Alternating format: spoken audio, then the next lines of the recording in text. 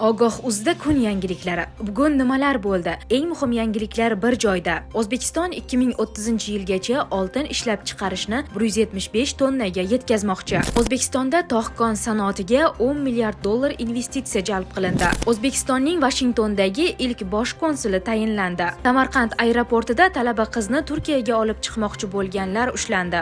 Qariyb 90% ovoz bilan Qozog'istonning yangi konstitutsiya loyihasi ma'qullandi. Birlashgan Arab Amirliklari havo hududi qisman yopilishi sabab Toshkentdan Dubayga uchgan reyslar qaytarildi. Bag'dod aeroporti va AQSh diplomatik markazi raketa zarbasiga uchradi. Netanyahuning o'limi haqidagi gap-so'zlar yolg'on bo'lib chiqdi. Bosh vazir video e'lon qildi. Tramp Xamanay uchun maydonga yig'ilgan eronliklar videosi sun'iy intellektda qilinganini aytdi.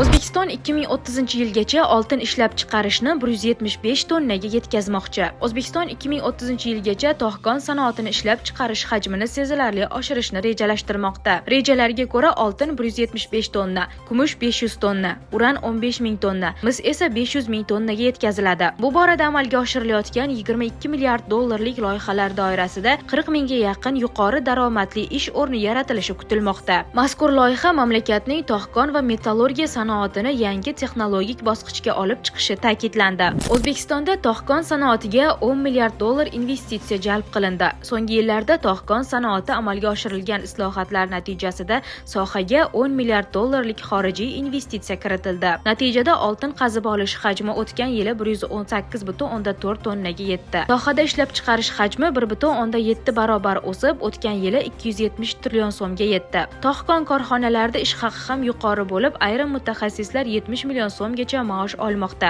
O'zbekistonning Vashingtondagi ilk bosh konsuli tayinlandi. O'zbekistonning Amerika Qo'shma Shtatlar poytaxtidagi ilk bosh konsuli sifatida faoliyatini boshlayotgan Ahror Burxonov bungacha O'zbekiston Tashqi ishlar vazirligi matbuot kotibi sifatida ishlab kelayotgan edi. Samarqand aeroportida talaba qizni Turkiyaga olib chiqmoqchi bo'lganlar ushlandi. Samarqand xalqaro aeroportida Buxorodagi oliygohlardan birida tahsil oluvchi birinchi kurs talaba qizni Turkiyaga olib chiqib ketmoqchi bo'lgan jinoiy guruh qo'lga olindi. Ma'lum qilinishicha, Turkiya fuqarosi va uning 3 nafar o'zbekistonlik sherigi qizni shahvoniy ekspluatatsiya qilish maqsadida Istanbul shahriga jo'natishni rejalashtirgan. Ular aeroportda ro'yxatdan o'tayotgan vaqtida qo'lga olingan. Gumonlanuvchilardan xorijga chiqish pasportlari hamda aviachiptalar dalil sifatida olingan. Holat yuzasidan jinoyat ishi qo'zg'atilib, tergov harakatlari olib borilmoqda. Qariyb 90% ovoz bilan Qozog'istonning yangi konstitutsiya loyihasi ma'qullandi. Yevrosiyo integratsiyasi instituti Qozog'istondagi yangi konstitutsiyani qabul qilish uchun 88,6% ovoz to'plaganini ma'lum qildi. Qozog'iston prezidenti Qosim-Jo'mart To'qayev yangi konstitutsiya qabul qilingani bilan fuqarolarni tabriklagan. U referendum o'tkazilgan 15-mart sanasini konstitutsiya kuni deb e'lon qilgan. Men ko'plab mamlakatlarning konstitutsiyalari bilan tanishdim va ishonch bilan ayta olamanki, asosiy qonunimiz eng ilg'orlari qatorida turadi, degan Qozog'iston rahbari. Birlashgan Arab Amirliklari havo hududi qisman yopilishi sabab Toshkentdan Dubayga uchgan reyslar qaytarildi. Birlashgan Arab Amirliklari havo hududining qisman yopilishi munosabati bilan Toshkentdan Dubayga uchgan reyslar Jo'nash aeroportiga qaytayotgani aytildi. Centrum Air aviakompaniyasining Toshkent-Dubay yo'nalishi bo'yicha S6-351 reys Toshkent xalqaro aeroportiga qaytmoqda. Shuningdek, O'zbekiston Airways aviakompaniyasining Toshkent-Dubay yo'nalishi bo'yicha HA333 reysi ham jo'nab ketish aeroportiga qaytayotgani ma'lum qilindi. Bag'dod aeroporti va AQSh diplomatik markazi raketa zarbasiga uchradi. Iroq xavfsizlik kuchlarining ma'lum qilishicha, 15-mart kuni Bag'dod xalqaro aeroporti atrofidagi hududlarga, jumladan AQSh elchixonasi tomonidan foydalanilgan Bag'dod diplomatik qo'llab-quvvatlash markaziga 5 ta raketa kelib tushgan va hodisada 5 nafar iroqlik jarohatlangan. Bitta raketa fuqarolik aviatsiyasi inshootiga tekkan bo'lsa, qolgan 4 tasi majmua ichkarisiga tushgan.